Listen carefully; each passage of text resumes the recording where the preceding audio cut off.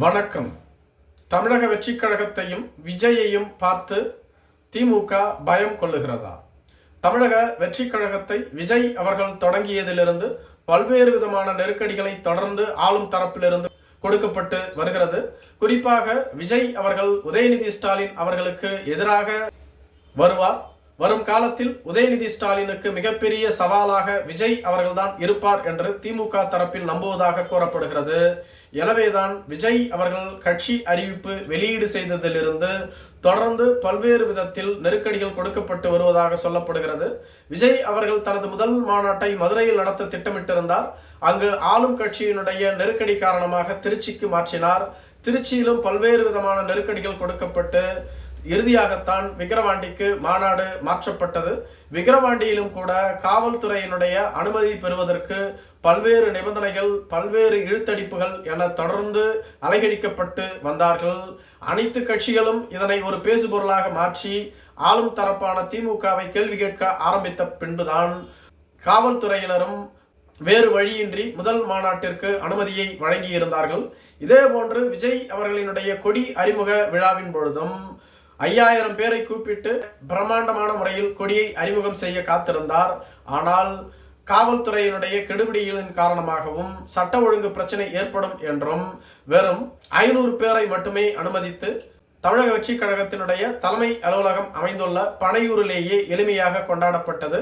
அது மட்டும் இல்லாமல் விஜய் அவர்களினுடைய செய்திகள் வெளிவராமல் தொடர்ந்து ஆளும் கட்சியினர் சிறப்பாக காய் நகர்த்தி வருகிறார்கள். விஜய் அவர்களினுடைய அரசியல் திமுகவிற்கு எதிராக மாறும் என்பதை அவர்கள் கவனிக்க தவறியது இல்லை. அதற்கு மெருகேற்றும் வகையில்தான் விஜய் அவர்களினுடைய முதல் மாநாட்டு பேச்சும் இருந்தது. தமிழக வெற்றிக் கழகத்தினுடைய முதல் மற்றும் நேரடி எதிரியே திமுக தான். திராவிட மாடல் என்று கூறிக்கொண்டு பெரியார், அண்ணா போன்றவர்களினுடைய பெயரை கூறிக்கொண்டு ஒரு குடும்பம் ஊழல் செய்து தமிழகத்தை சுரண்டி வருகிறது என நேரடியாக திமுகவையும் முதலமைச்சரையும் சாடி பேசியிருந்தார். இதனால் திமுகவினர் பல்வேறு விதங்களில் தமிழக வெற்றிக் கழகத்திற்கும் விஜய்க்கும் எதிராக தங்களது விமர்சனங்களை முன்வைத்திருந்தார்கள். பலர் விஜயை திட்டி தீர்த்தார்கள். சிவாஜி கிருஷ்ணமூர்த்தி என்பவர் விஜயை அநாகரிகமான முறையில் கூட திட்டி வருகிறார். இப்படிப்பட்ட சூழ்நிலையில்தான் விஜய் அவர்களுக்கு ஆதரவாக அமீர் அவர்கள் குரல் கொடுத்திருந்தார்கள். திமுக ஒரு ஆளும் கட்சி. ஒருவரது கருத்துக்கு எதிர்கருத்து நாகரிகமான முறையில் வைக்க வேண்டுமே தவிர அநாகரிகமான முறையிலோ அல்லது தனிநபர் சார்ந்தோ இருக்கக்கூடாது என கேட்டுக்கொண்டார்.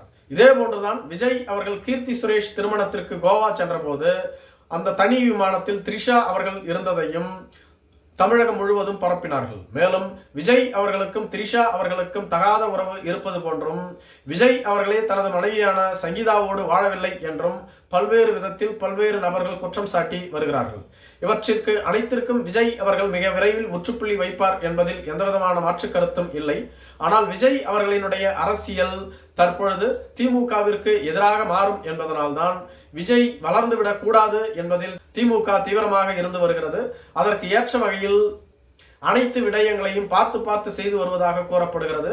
சமீபத்தில் பல்வேறு நிறுவனங்கள் தங்களது கருத்து கணிப்புகளை நடத்தி இருந்தது. அந்த கருத்து கணிப்புகளில் பலவற்றில் தமிழக வெற்றிக் கழகம் திமுகவிற்கு அடுத்த இடத்தில் உள்ளது. மீண்டும் திமுக தான் வெற்றி பெறும் என அவர்கள் கூறியிருந்தாலும் கூட எதிர்கட்சியான அதிமுகவை முந்தும் அளவில் தமிழக வெற்றிக் கழகம் உள்ளது. எனவே வரும் காலங்களில் திமுகவிற்கு மாற்றாக தமிழக வெற்றிக் கழகம் தான் செயல்படும். அதிமுகவிற்கு மாற்றாக தமிழக வெற்றிக் கழகம் வளர்ந்து விட்டது என்று கூறுகிறார்கள்.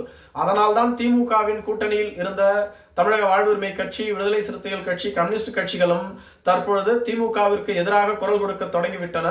ஒரு காலத்தில் திமுக அல்லது அதிமுக என்ற இரு கட்சிகளோடு தான் மாறி மாறி பயணிக்க வேண்டும். மேலும் அதிமுக தற்பொழுது வலுவிழந்து உள்ளது. எனவேதான் திமுகவோடு இவர்கள் காலம் காலமாக இருந்தார்கள். திமுக கொடுத்த சீட்டுகளை பெற்றுக்கொண்டு போட்டியிட்டார்கள். ஆனால் நிலைமை தற்பொழுது அப்படி இல்லை. தமிழக வெற்றிக் கழகம் வளர்ந்துள்ளது. எனவே விஜயை நம்பி பலர் திமுகவை எதிர்க்க தொடங்கிவிட்டார்கள். நன்றி.